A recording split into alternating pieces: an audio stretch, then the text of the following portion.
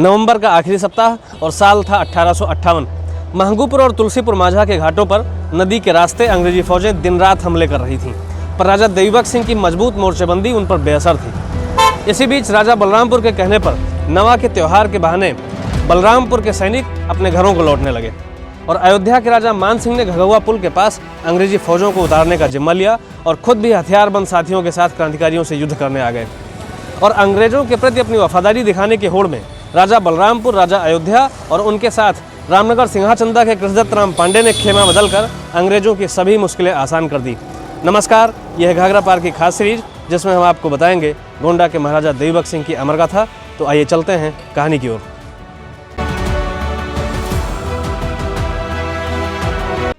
पिछले 8 महीने से लमती लोलपुर के मोर्चे पर चल रही जद्दोजहद ने अब निर्णायक होने का मन बना लिया था। अवध की किस्मत तय करने की यह आखिरी लड़ाई अब अपने लब्बो लबाब पर थी। अवध में जीत की औपचारिक घोषणा के बाद गोंडा के राजा के सहयोग से बेगम का इतना बड़ा मोर्चा लगाना अंग्रेजों को बहुत खल रहा था।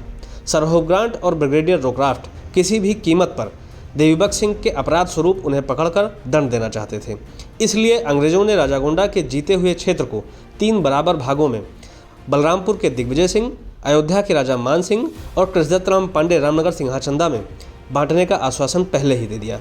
अंग्रेजों द्वारा किए गए वादे का असर यह रहा कि मान सिंह अब सशस्त्र अंग्रेजों के साथ आने को तैयार हो गए। अयोध्या के राजा मान सिंह बलरामपुर के राजा दिग्विजय सिंह को सशस्त्र अंग्रेजों के साथ युद्ध करने की योजना बता रहे थे। मान सिंह अंग्रेजों के लिए इतना बड़ा कदम उठाने जा रहे थे तो आखिर इस प्रतिस्पर्धा में बलरामपुर के राजा दिग्विजय सिंह को कहाँ पीछे रहना था। महाराज बलरामपुर की सैनिक टुकड़ी जो महाराजा देवीबख्श सिंह के साथ मोर्चे पर युद्ध कर रही थी, उसको नवा के त्यौहार के बहाने 4 दिन की मोहलत लेकर वापस बलरामपुर बुला लिया गया। यह बात सबको पता थी कि जनवार क्षत्रियों में नवा का त्यौहार गोत्रवंशियों के सहभोज से ही किया जाता है। अतः किसी भी व्यक्ति को इस बात की भनक भी नहीं लगने पाई कि महाराज बलरामपुर के सेना वापस बुलाने का कारण त्यौहार नहीं बल्कि धोखा है। दूसरी तरफ अयोध्या के राजा मान सिंह ने घगुआ पुल के पास 5000 फौजें उतारने का जिम्मा लिया। वे खुद भी हथियारबंद साथियों के साथ मैदान में आए, जिससे अंग्रेजों के साथ युद्ध कर रहे भारतीय सैनिकों का उत्साह और बढ़ गया।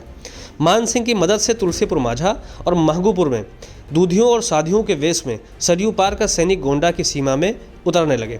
क्रांतिकारी सैनिक दूधियों और स्थानीय लोगों पर गोली नहीं चलाते थे। इस बात का लाभ उठाकर मान सिंह अपने सैनिकों को इस पार भेजने लगे। राजा देवीबख्श सिंह ने क्रांतिकारी गतिविधियों का प्रमुख केंद्र गुलाबबाड़ी नवाबगंज बनाया था, जिससे आवश्यकता पड़ने पर लमती लोलपुर के साथ महंगूपुर और तुलसीपुर माझा एक साथ नजर बनाया जा सके। लमती लोलपुर में सेनाओं को आमने सामने खड़ा करके अंग्रेज महंगूपुर और तुलसीपुर माझा पर छापामार युद्ध कर रहे थे। प्रतिदिन सरयू पार कर हमले का प्रयास किया जा रहा था, पर राजा गोंडा के सैनिकों के आगे विरोधियों की एक नहीं चल रही थी। अंग्रेजी सेना के सैनिकों ने कई बार रात में सरयू पार कर हमला किया, किंतु स्थानीय नागरिकों की सहायता से क्रांतिकारी सैनिक और अधिक मुस्तैद रहे।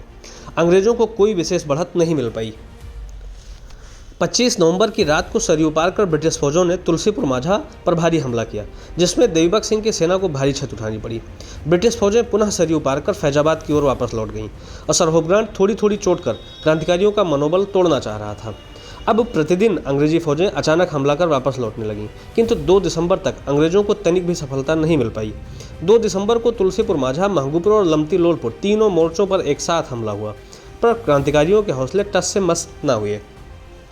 2 दिसंबर 1858 की रात को सर ह्यू ग्रांट, रोक्राफ्ट, मान सिंह, कृष्णदत्त राम पांडे और बलरामपुर की ओर से भैया हरितन सिंह ने युद्ध संबंधी मंत्रणा की। सर ह्यू ग्रांट ने सबसे खुलकर साथ देने की अपेक्षा की। राजा मान सिंह द्वारा घगुआ पुल पर अंग्रेजी फौजें पार कराने और सशस्त्र मोर्चे पर जाने से राजा बलरामपुर और कृष्णदत्त राम पांडे पर भी अंग्रेजों के प्रति वफादारी दिखाने का दबाव बढ़ने लगा। अंततः महाराज बलरामपुर ने भैया हरितन सिंह के नेतृत्व में अंग्रेजों की सहायता के लिए एक सैनिक टुकड़ी भेजकर अपनी वफादारी सिद्ध की। चूँकि कृष्णदत्त राम पांडे देवीबख्श सिंह की सेना को पहुंचाई जाने वाली रसद और अन्य आपूर्ति के इंचार्ज थे, अतः अंग्रेजों ने पांडे से मोर्चे पर पहुंचाई जाने वाली खाद्य आपूर्ति रोकने की अपेक्षा की। तीनों व्यक्तियों में अंग्रेजों के प्रति निष्ठा और वफादारी दिखाने के लिए होड़ मच गई। 30,000 सैनिकों की खाद्य आपूर्ति बाधित हो जाने के कारण सैनिकों का मोर्चे पर पेट तक भर पाना मुश्किल हो रहा था। राजा देवीबख्श सिंह के नेतृत्व में लड़ रहे 30,000 सैनिक अवध के विभिन्न क्षेत्रों से आए थे। नाना साहब के सैनिक, बेगम के सैनिक तथा बहराइच के तमाम तालुकेदारों के सैनिक, सभी को खाद्य आपूर्ति राजा देवीबख्श सिंह के जिम्मे थी, क्योंकि वे ही स्थानीय राजा थे। खाद्य सामग्री उपलब्ध न होने की दशा में क्रांतिकारी सैनिकों ने आसपास के गांवों में मांग कर भोजन किया। बड़ी संख्या में सैनिक निराश होकर वापस लौटने लगे, किंतु राजा देवीबख्श सिंह के स्वयं मोर्चे पर मौजूद होने के कारण सेना का हौसला बंधा रहा। राजा देवीबख्श सिंह के हस्तक्षेप से आपूर्ति विभाग की लापरवाही में जल्दी ही सुधार कर लिया गया, किंतु यह बात धीरे धीरे खुलने लगी कि कृष्णदत्त राम पांडे का अंग्रेजों से संपर्क हो गया है। कृष्णदत्त राम पांडे ने अपने सुरक्षा कारणों से क्रांतिकारियों का खेमा छोड़कर फैजाबाद की राह पकड़ ली और अंग्रेजों को अपनी वफादारी दिखाने उन्हीं के खेमे में पहुंच गए। कृष्णदत्त राम पांडे की अपनी भी एक तालुकेदारी थी। सूत का काम इन लोगों का पुश्तैनी व्यवसाय था। पांडे लोग इतने धनाढ़ थे कि नवाब तक इनसे उधार लिया करते थे। गोंडा में क्रांति के प्रारंभ में कृष्णदत्त राम पांडे राजा देवीबख्श सिंह के भरपूर सहयोग करते रहे तथा लंबे समय से राजा देवीबख्श सिंह के यहाँ ड्योढ़ी अफसर जैसे महत्वपूर्ण पदों पर कार्यरत रहे। महाराज बलरामपुर के पुराने एहसानों और अंग्रेजों द्वारा दिए गए प्रलोभन ने पांडे पर गद्दारी का धब्बा लगा दिया। अब बात बहुत साफ थी। कृष्णदत्त राम पांडे, राजा मान सिंह और भैया हरितन सिंह तीनों व्यक्ति अंग्रेजों के खेमे में बैठकर क्रांतिकारियों की कमर तोड़ने की तरकीब बताने लगे। राजा देवीबख्श सिंह कृष्णदत्त राम पांडे और दिग्विजय सिंह के कृत्यों से इतने दुखी हुए, फिर भी प्रतिदिन लमती लोलपुर से तुलसीपुर माझा तक सैनिकों से स्वयं मिलकर उन्होंने सेना का हौसला बनाए रखा। 5 दिसंबर 1858 तक अंग्रेजी सेनाएं न तो लमती लोलपुर में आगे बढ़ पाई थीं और न ही सरयू पार कर किसी ठिकाने पर क्रांतिकारियों को पछाड़ पाई थीं। सरहुफगांठ और रोक्राफ्ट संघर्ष से इतना कुंठित हो गया कि अपने ही सैनिकों को बुरा भला कहने लगा। यह लड़ाई अब भी इस स्थिति में थी कि अंग्रेजों ने 3 तालुकेदारों को अपने साथ जरूर मिला लिया था, किंतु इससे भी युद्ध निर्णायक होता नहीं दिख रहा था। ज़्यादा नुकसान उठाने के बावजूद क्रांतिकारी सेना देवीबख्श सिंह के नेतृत्व में खूंटा गाड़े खड़ी थी। कृष्णदत्त राम पांडे इस बात पर विचार कर रहे थे कि उन्होंने महाराज बलरामपुर और अयोध्या के राजा मान सिंह की बातों में आकर गोंडा राजा देवीबख्श सिंह से जो मतभेद पैदा कर लिया है, यदि परिणाम अंग्रेजों के पक्ष में न रहा तो रामनगर सिंहाचंदा में उनकी अकूत संपत्ति का क्या होगा। जिस तरह से अंग्रेजों की मदद के आरोप में राजा मान सिंह का किला घेरने देवीबख्श सिंह पहुंच गए थे, मेरे अपराध के लिए मुझे वो अवश्य दंड देंगे, इस बात की कल्पना से ही उनकी रूह कांप जाती थी। ऊपर से अंग्रेज कृष्णदत्त राम पांडे को गुप्तचरों से मिली सूचनाओं के माध्यम से बता रहे थे कि तुम्हारी संपत्ति पर देवीबख्श सिंह कब्जा कर लेने वाले हैं। कुल मिलाकर कृष्णदत्त राम पांडे को अंग्रेज यह विश्वास दिलाना चाहते थे कि देवीबख्श सिंह को हराने के अलावा हर सूरत में उनका नुकसान ही है। कृष्णदत्त राम पांडे को धीरे धीरे यह समझ में आ गया कि अंग्रेजों के साथ हथियार उठाने के अलावा उनके पास अब कोई दूसरा विकल्प नहीं बचा है। 5 दिसंबर 1858 की रात को सरहुफगांठ, रोक्राफ्ट, मान सिंह और भैया हरितन सिंह और कृष्णदत्त राम पांडे ने पुनः बैठक की। सरहुफगांठ ने इतने दिनों से स्वयं इस मोर्चे पर मौजूद था, उसके बाद भी उसे परिणाम नहीं मिल रहा था।